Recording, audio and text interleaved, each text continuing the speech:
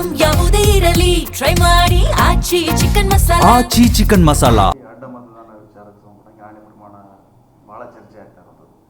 ವಿಜೇಂದ್ರ ಅವರೇ ಸ್ವತಃ ಧರ್ಮಸ್ಥಳಕ್ಕೆ ಬಂದು ಆಣೆ ಮಾಡಿಸೋಕ್ಕೆ ಹೇಳಿದ್ರು. ಈಗ ಸದ್ಯದ ಮಟ್ಟಿಗೆ ಅದರಿಂದ ಇದು ವಿಮುಖರಾಗಿದ್ದಾರೆ. ತಾವೇ ಒಬ್ಬರು ಮಾತ್ರ ಹೋಗಿದ್ದಾರೆ ಇವತ್ತು.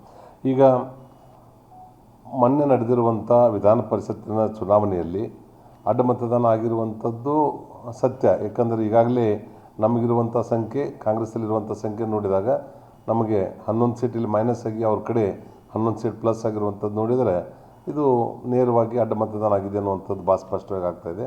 ಇದರಿಂದ ಯಾರು ಅನ್ನುವಂಥದ್ದನ್ನು ಕಂಡುಹಿಡುವಂಥದ್ದು ಒಂದು ಸ್ವಲ್ಪ ಕಷ್ಟದ ಕೆಲಸ. ಯಾಕಂದರೆ ಇದು ಕಾನ್ಫಿಡೆನ್ಷಿಯಲ್ ವೋಟ್ ಇರ್ತಾ ಇರೋದ್ರಿಂದ ನಾವು ಇಂಥವರೇ ಇದನ್ನು ಅಡ್ಡ ಮತದಾನ ಮಾಡಿದ್ದಾರೆ ಅನ್ನುವಂಥದ್ದಕ್ಕೆ ನಮ್ಮ ಹತ್ರ ಪ್ರೂಫ್ ಸಿಗುವಂಥದ್ದು ಭಾಳ ಕಷ್ಟ. ನಾವೇನು ಹೇಳ್ತಿರ್ತೀವಿ, 100 ಜನ ಕಳ್ಳರು ತಪ್ಪಿಸ್ಕೊಂಡು ಸಹಿತ ಒಬ್ಬ ನಿಷ್ಠಾವಂತನಿಗೆ ಶಿಕ್ಷೆ ಆಗಬಾರ್ದು ಅನ್ನುವಂಥದ್ದು ಏನಿರ್ತದೆ ಅದು ಆಗಬಾರ್ದು.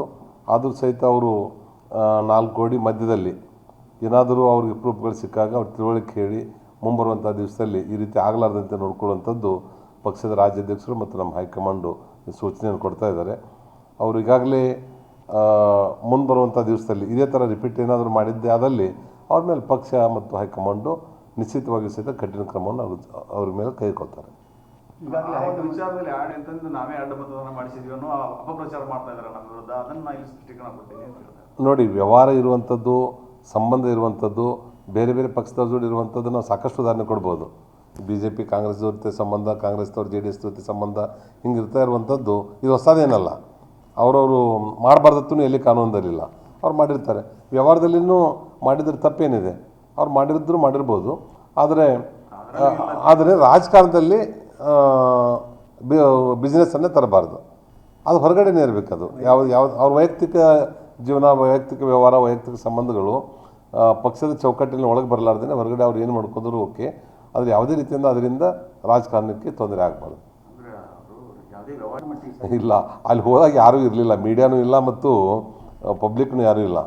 ಅವರಿಬ್ಬರು ಮತ್ತು ನಮ್ಮ ಡೆಪ್ಯೂಟಿ ಚೀಫ್ ವಿಪ್ಪು, ರಾಷ್ಟ್ರೀಯ ಅಧ್ಯಕ್ಷರು 4 ಜನ ಇದ್ದಾರೆ. 4 ಜನದಾಗ ಅಲ್ಲಿ ಮೀಡಿಯಾನೂ ಇಲ್ಲ. ಅವ್ರು ಯಾರು ಹೊರಗಡೆ ಹೇಳುವಂಥವ್ರಲ್ಲ. ಚೀಮಾರಿ ಹಾಕಿರುವಂಥ ಪೇಪರ್ದಲ್ಲಿ TVದಲ್ಲಿ ಮಾತ್ರ ಬಂದಿದೆ ಹೊರತು ಅಲ್ಲಿ ಅದಕ್ಕೆ ಯಾವುದೇ ರೀತಿಯಿಂದ ಪ್ರೂಫ್ ಇಲ್ಲ. ಚೀಮಾರಿ ಹಾಕಲ್ಲ, ತಿಳುವಳಿಕೆಯನ್ನು ಹೇಳ್ತಾರೆ. ಅವ್ರ ಅನುಭವದ ಮೇಲಿಂದ ಯಾವ ರೀತಿ ಮುಂದೆ ನಾವು ಪ್ರಿಕಾಷನ್ ತೊಗೋಬೇಕು, ಯಾವ ರೀತಿಯಿಂದ ಆಗಲಾರ್ದಂತೆ ನೋಡ್ಕೋಬೇಕು ಅನ್ನೋಂಥದ್ದನ್ನು ಹೇಳಿರ್ತಾರೆ ಹೊರತು ಅವ್ರಿಗೆ ಏನು ಮೀಡಿಯಾದಲ್ಲಿ ಬಂದಿದೆ ಆ ರೀತಿ ಘಟನೆಗಳಾಗಲಿಕ್ಕೆ ಸಾಧ್ಯ ಇಲ್ಲ ಅನ್ನೋಂಥದ್ದನ್ನು ಹೇಳ್ತೇನೆ. ಸರ್, ಈಗ ಅವರು BJP ಮಾಡೋಣ ಅಂತ ಹೇಳುವಂಥದ್ದು ಅಧ್ಯಕ್ಷರಾಗಿ ಅದು ಎಷ್ಟು ಮಟ್ಟಿಗೆ ಸರಿ?